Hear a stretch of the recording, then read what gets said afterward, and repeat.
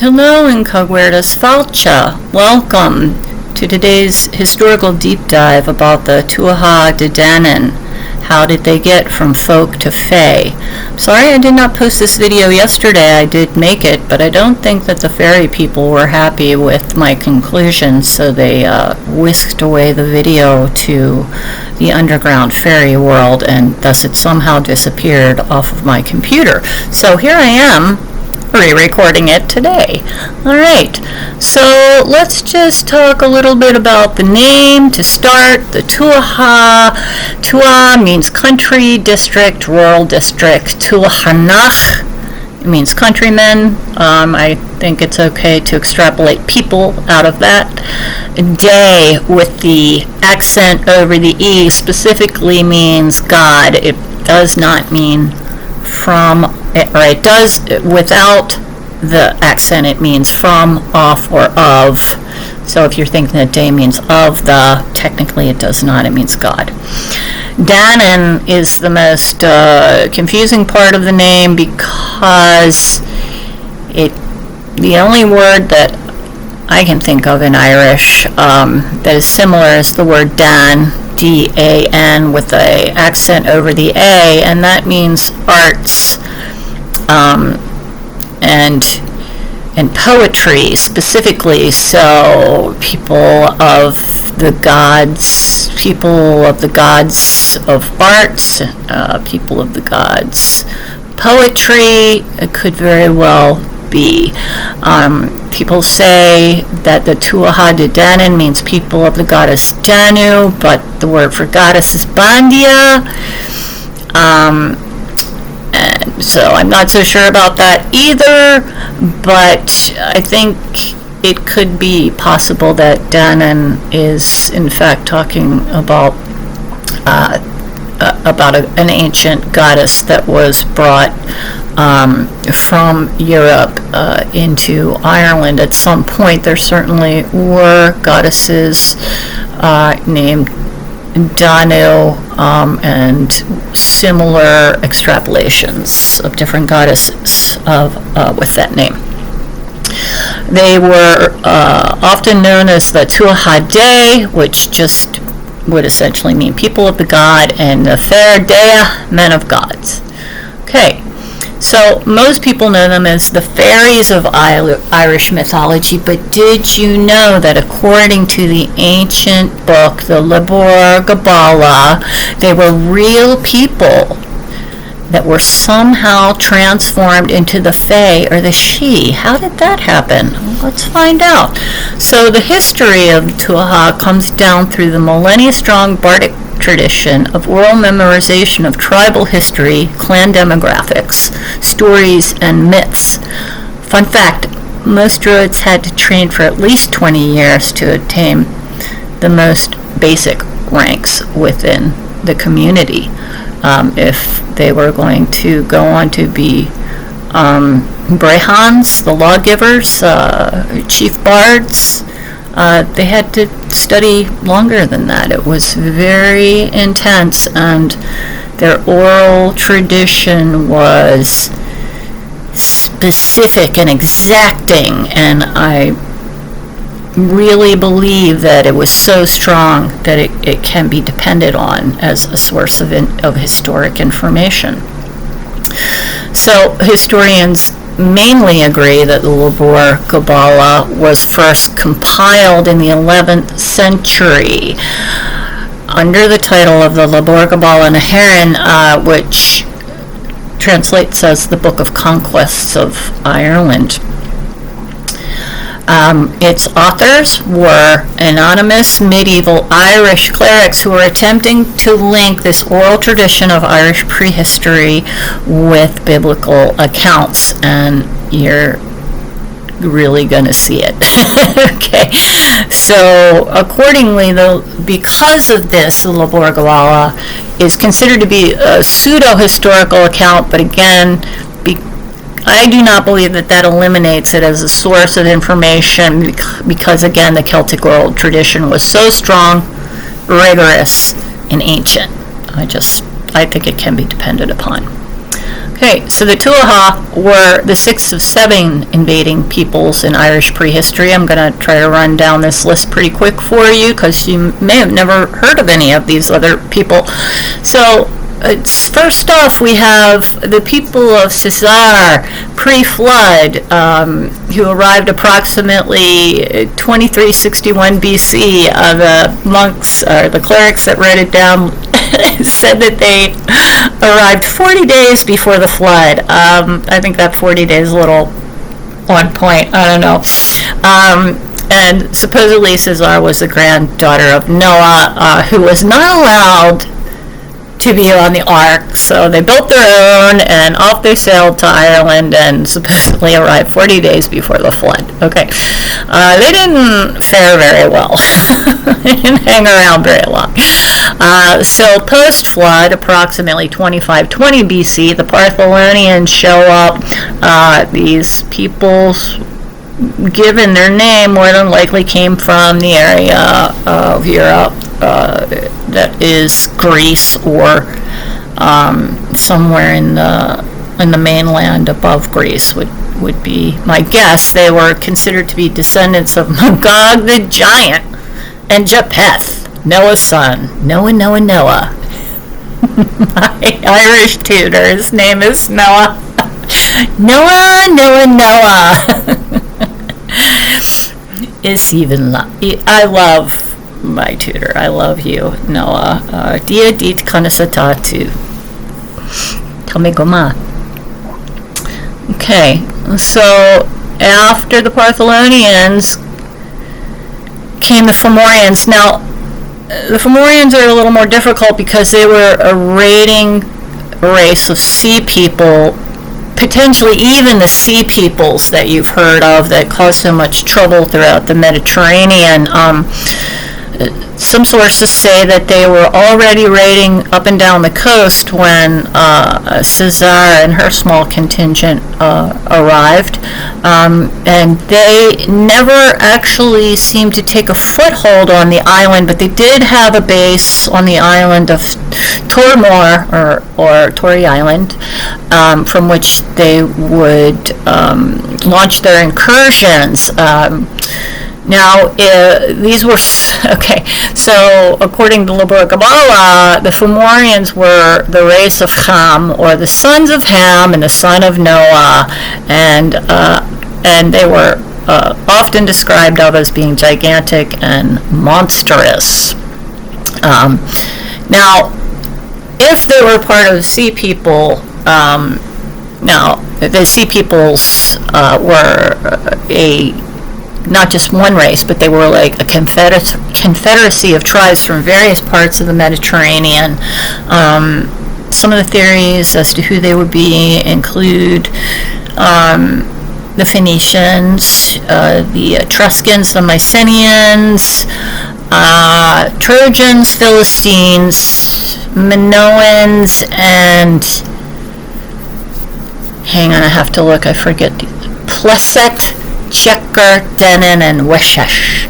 Okay, so that's some of the peoples that may have been part of the sea peoples, who may have also been known as the Fomorians. And again, they were a constant presence, and they were so feared that they would exact tribute from the peoples living on the island of Ireland in the tune of 2/3 of all of their crops, goods, crafts, and children. Kind of harsh. Okay, so next come the Nemedians, approximately 2550 BC. They were said to be the sons of Agnome from Scythia, but some sources say that they were actually related to the Partholonians. Sounds to me like all of these people were related. They all seem to come from the same area, except maybe the Fomorians. Nobody really knows where the Fomorians came from. Okay, so after the Nemedians come the Fir-Bolgs, who were a race of people who were enslaved by the Greeks. there were three portions of their peoples. There was the Mrballen, the Danann, and the Gaeilge. Sorry about the ringing phone. We're just gonna have to let it go. Okay, so the way it went with the Mrballen is when they were enslaved in Greece, they were made to carry earth down the mountainside to the plains of the Peloponnesus, which were not good for cultivation. The earth there was not good for cultivation. So the Greeks forced them to carry earth down off of the mountainside to populate their fields so that they could grow crops. The Mrballen were the men of the bags, and they carried the earth. The Danann were the men of the earth who dug up the earth and put it in the bags. And the Gaeilge were the men of the spears who protected the Mrballen as they made the trip down the mountain to the plains, because Scythia and Greece were always at war. Okay. So after the Mrballen arrived, then comes the Tuatha de Danann. Now, they are said to arrive somewhere between 1460 and 1470 BC. They're considered to be descendants of Nemed. Again, those threads are tying back into each other, and they are from the same region in the northwest portion of Greece, bordering the Gulf of Corinth. And what do you know? They spoke the same language as the Mrballen, at least something similar, because when they first met up, they realized that they could communicate. So they were speaking some form of Proto-Celtic at that time. After the Tuatha were hanging out for quite a while on the island, then the last incursion in the most ancient incursions were the Milesians. Now, they are probably the people that you think of as Celts. Okay, all these other peoples we've been talking about may have been Proto-Celts. They may have had Celtic DNA. The Milesians were strongly Celtic in that they had all of the Celtic ritual and the DNA that now comes forward as being identified partially as Celtic, but there's other DNA in the Celtic markers. Okay, so the Milesians arrived about 1000 BC. Their sons, the sons of Mrballen, the Iberian Celtic king. Okay, so how did they get there? How did they get to Ireland? Well, it wasn't as simple. Let's just go from here to there. So, as I said previously, they came from that area of northwest Greece near the Gulf of Corinth, and early on they learned alchemy and sorcery from the Greeks, but the Greeks the Tuatha outpaced the Greeks in the knowledge of alchemy and sorcery, and thus they were given the roles of the teachers to the youth and the teachers in the mystery cults. Now, this very well could link them to the historic Pelagian people who come from the same area of Greece. The Pelagia is the northwest portion of Greece that borders the Gulf of Corinth. And the Pelagians were known by the Peloponnesians to be the teachers of the ancient mystery cults. So I think it's a pretty good correlation that the Tuatha may have been the Pelagians, because Tuatha is not the name that they used for themselves. I believe Tuatha Dé was given to them by the Mrballen. So that whatever they call themselves, that does not come down to us. And if for some reason I've missed that information, I would love to know. And please put it down in the comments if it is known, because I don't think it is, but maybe it is. Because, as I said before, I know nothing. So yeah, I want to be corrected if I'm wrong. Okay. So, as I said, Greece and Scythia were battling each other quite constantly, and during one specific war, the Tuatha acted as necromancers for the Greek army, and what they did was they would cast spells that would resurrect the dead Greek soldiers so that they could fight again the next day. And obviously the Scythians were not down to clown with this kind of stuff, so they consulted their own magicians, and they learned that the resurrected soldiers could be permanently dispatched by driving a wooden stake through their hearts. Okay, so this was like, we're talking about, 1000 BC. So, if you thought that vampires just showed up like in the 18th century, or, they're like hanging around Transylvania. No, vampires are worldwide, and they go way back into ancient prehistory before written history. They've always been here.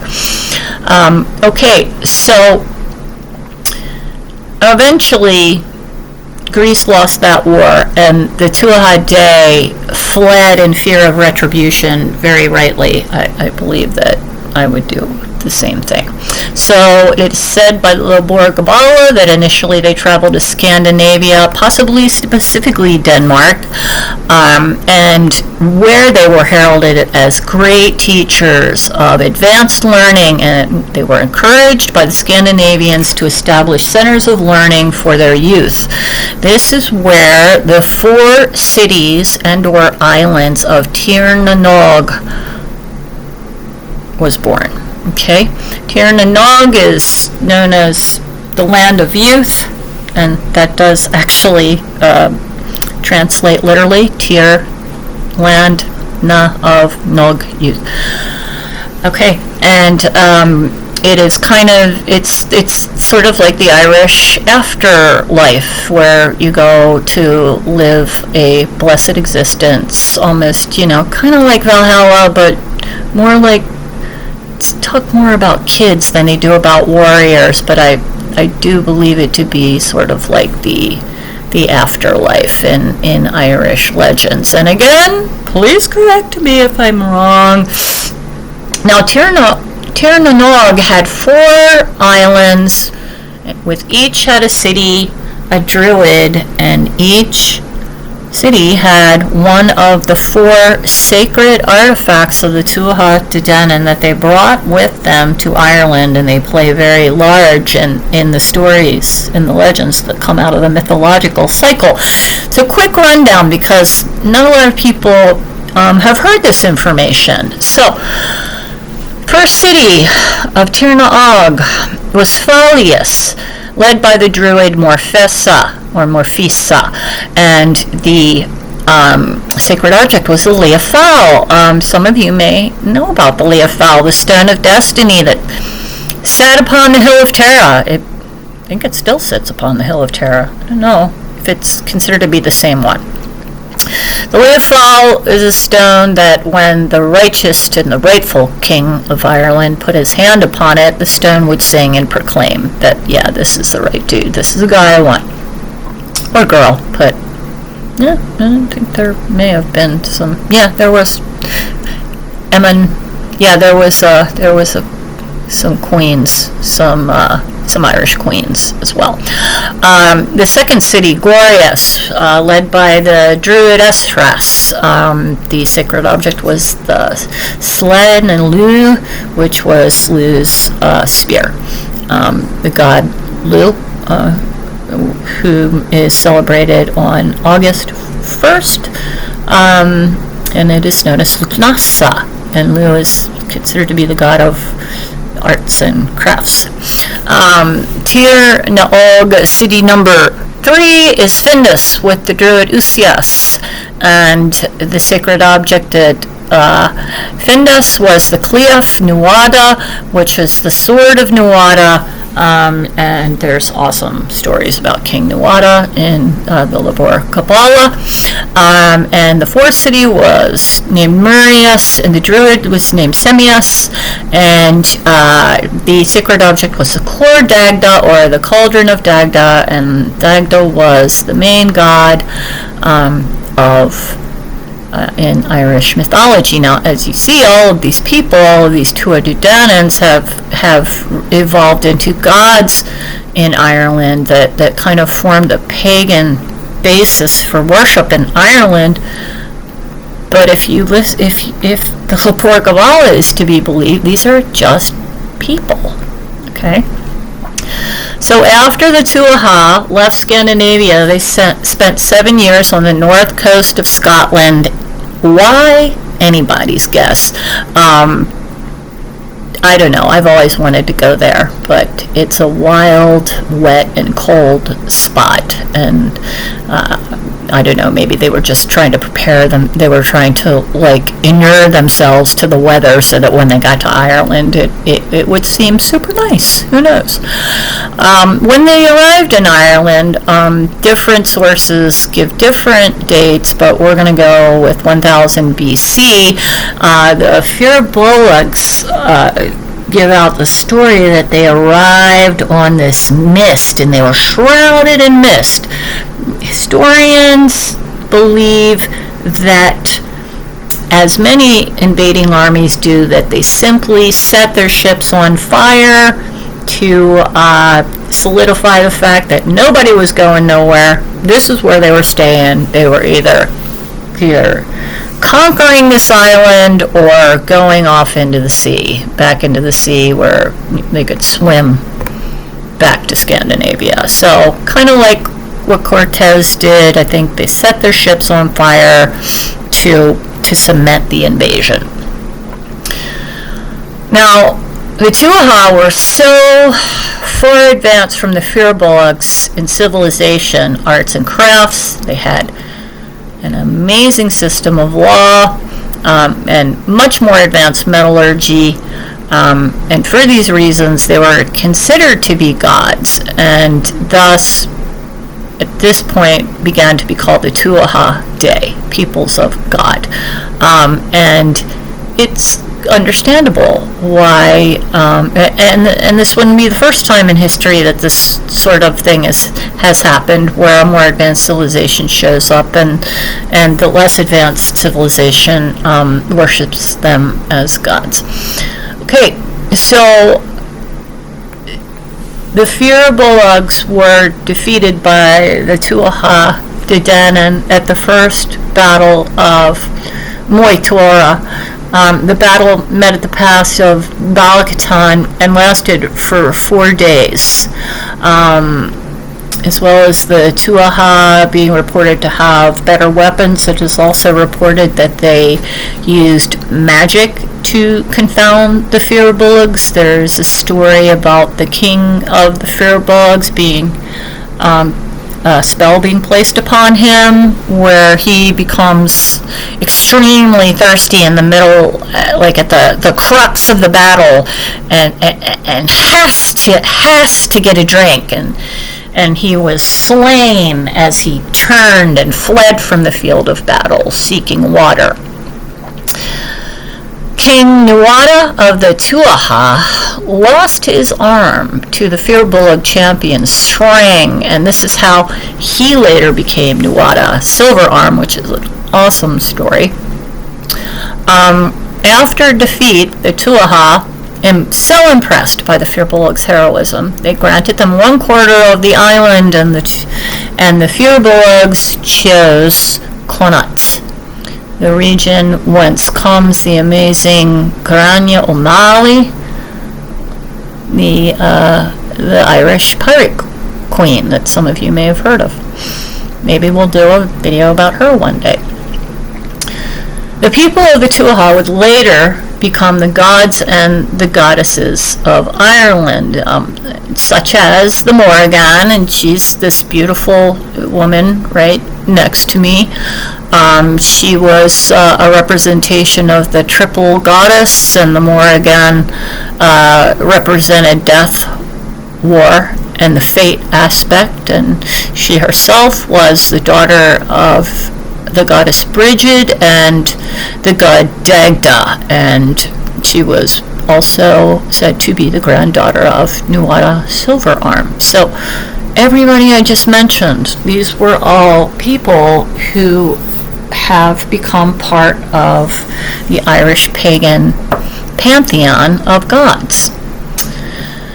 Okay, so how did the Tuatha become fairies? All right, well, we got to go forward to the Milesians to learn this story. So the Milesians reportedly had heard about Ireland and wanted to, well, there are some reports that say they could see it from a tower on the coast of Iberia on clear days. I don't know how far that is, but it seems to me it would be a little difficult. But that's how the story goes. Okay. Well, clearly they had heard about Ireland through trade routes, and they wanted to get in on the trade. So they sent their kinsman to Ireland to suss out these trade possibilities. Well, when they got there, he met up with the Tuatha and,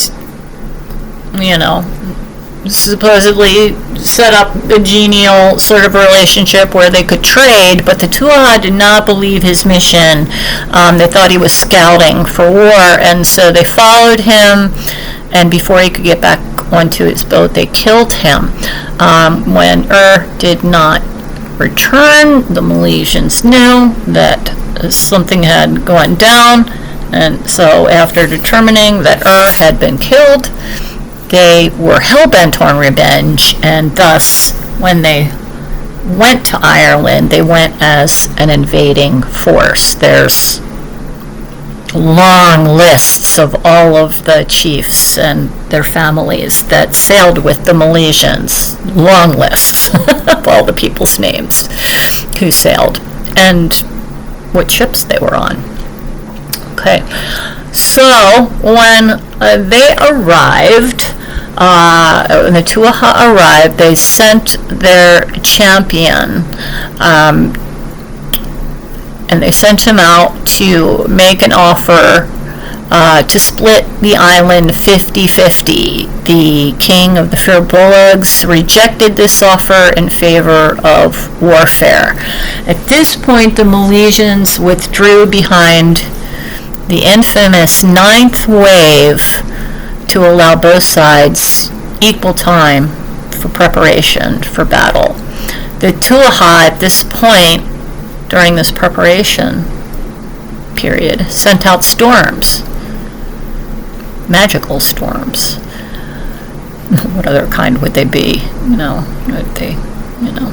What are they, cloud seeding? Sorry. I live in a place where that's a big topic. Anyway, the Tuatha sent out storms. The storms were quelled by the famous song of Hammerson, which is a song that he sang to the land, which essentially wooed the spirits of Ireland into accepting him and his people and their dominance over the Tuatha to Danann. The Milesians defeated the Tuatha to Danann at the Battle of Tuatha. And at this point, after the battle, and believe me, there's tons of amazing stories about the battles, but I'm trying to keep this short. My first one went Marianas Trench, 45 minutes long, and I'm hoping that this one's going to be just a wee bit more compact. Okay, so this is where the fairy legends are born, upon the conclusion of the war between the Mrballen and the Tuatha. Okay, so there's two accounts about how this went down. The first account is that Hammerson, as chief druid of the Milesians, had the responsibility of determining the Tuatha's fate in Ireland, and he has said to have divided the island equally, but because he was a crafty druid, he gave the Milesians all of the land above, and the Tuatha all of the land below. Was this an above-below kind of thing? As above, so below? I don't think so. Not at all. Okay, so the second version of this story says that upon defeat, the Tuatha held a conclave with their kinsman Danann who was the god of the sea and master of tricks and illusions. Again, another Tuatha who has been placed into the pantheon of Irish gods. Okay, so at this conclave, the Tuatha decided amongst themselves that they were going to melt into the hills and remain, but never to be seen or heard of again by the Milesians. Okay, so you can see that this is how the fairy legends were born. I also read somewhere, and I apologize that I can't tell you exactly where, but I read that the day after battle, the Milesians went out to take all their prizes off of the dead in the battlefield, and all of the dead had disappeared magically, and that there was a huge mist hanging over the field, and that the legend of them, of the Tuatha melting under the hills at that point was born. Okay, so I guess, I don't know, that's, I believe the first account that I gave you was the one that is to be found in the Labor Kabbalah. Okay, so that is essentially and very briefly how the Tuatha went from being a people coming out of the Pelagian region of Greece to being populating the pantheon of Irish pagan gods, and that, voila, is where the fairy legends are born. So, please be aware that this was a really brief sketch of tracing the line of evolution of the Tuatha De Danann from plain folk to fae of Irish legend. So, what do you think, Incogweirdos? Were the Tuatha De a race of people, netherworld fairy beings, both, or something completely different? I would love to hear your thoughts in the comment section below. Please let me know what you think about that. And if you're interested in greater details, there are countless websites available to you online, but I could personally and will personally recommend to you the YouTube channel known as Mrballen Academy as an extremely well-researched resource. And if you're truly a dedicated researcher, nab up a copy of the first book of the Labor Kabbalah. There's a few of them. The first one talks about the early invasions, and that will detail for you the earliest incursions into Innisfal, Ireland, the island of destiny. Well, guys, I'm so happy that you joined me today for this historic deep dive, and hopefully we did not go to Mariana's Trench deep. Thanks for being here, and speaking of thank you, if somebody calls you a weirdo, what do you say? You say, thank you, and if you want to say it to them in Irish, you say, Gurav Ma'agit. I'll see you here next time on Terra Incogweirdo, the land where para is normal. Thanks for joining me, Incogweirdos. I love you. Slán go fa.